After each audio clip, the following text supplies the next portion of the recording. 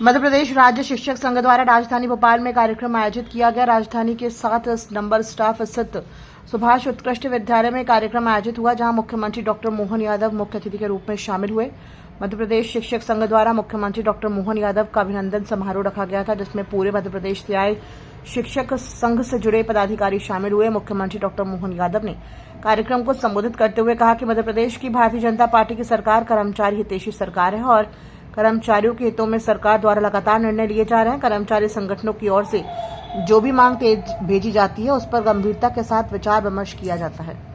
आपके माध्यम से कई सारे ऐसे प्रस्तर से निकली हुई प्रतिमाएं अलग अलग स्थान पर अलग अलग प्रकार से अपनी भूमिकाएं अदा कर रही हैं और वो यशस्वी प्रधानमंत्री के नेतृत्व में अब तो और आनंद है। लेकिन आज नहीं, आदिकाल से भारत की पहचान दुनिया में अगर किसी कारण से है तो हमारे देश की शिक्षा व्यवस्था और शिक्षकों की भूमिका के कारण से सदैव सनातन संस्कृति हमको विश्व गौरव का इस मान सम्मान की तरफ भी ले जाती है और सच्चे अर्थों में मानवता के मूल गुणों को दुनिया के सामने प्रकट करने के लिए अनादिकाल से भारत की अपनी पहचान रहती आई है।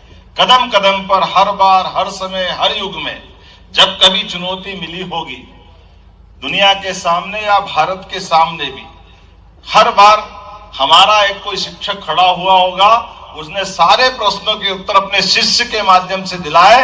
ये हमारा गौरवशाली अतीत है हर बार का।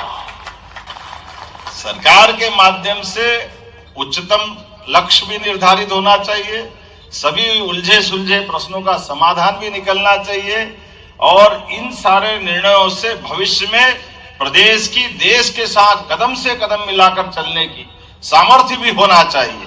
मुझे इस बात की प्रसन्नता है, यशस्वी प्रधानमंत्री के नेतृत्व में मध्य प्रदेश अपनी अग्रगण्य भूमिका निभा रहा है। जोरदार अभिनंदन माननीय प्रधानमंत्री नरेंद्र मोदी जी का भी करें।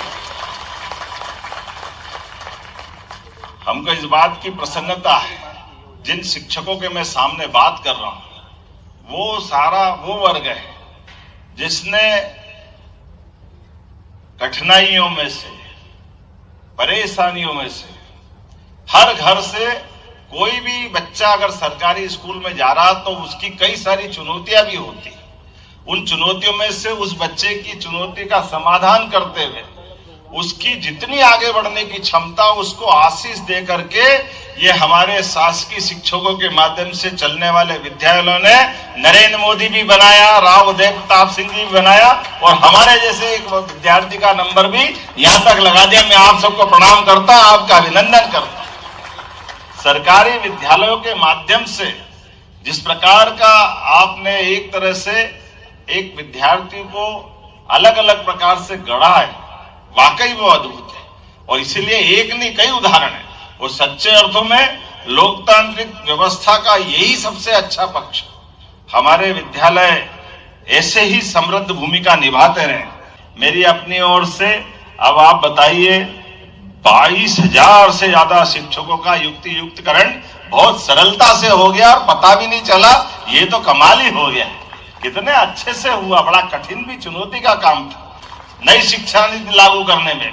आप 5 अग्रगण्य राज्यों में से मध्य प्रदेश को उस स्थान तक लिया है और सब प्रकार की डिजिटल कक्षाएं, नई शिक्षा नीति, कितने प्रकार से स्किल ट्रेनिंग, व्यावसायिक प्रशिक्षण, ऐसे में कई प्रकार के योगदानों के साथ जब महंगाई भत्ते की बात आई, 1.5 लाख लोगों को लाभ मिला।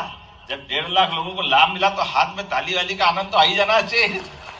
लेकिन जब मैं आपसे बात कर रहा हूं तो मुझे इस बात की प्रसन्नता, पिछली बार जब मैंने बोला था कि चतुर्थ समयमान वेतनमान देना चाहिए और हमने अपना वादा निभाया, इस बात पे हम आपके साथ आनंद में, इस एहसास के साथ कि जहां आपसे हम गुणवत्तापूर्ण शिक्षा की कल्पना करते हैं, सरकार के माध्यम से आपके सभी विद्यालयों में सुव्यवस्था स्थापित होती, ऐसे में ये सारी चीजों का ध्यान रखना तो जितना कर दिया है, इसके लिए और जो बचा है वो भी सब करेंगे, ये पक्की बात है।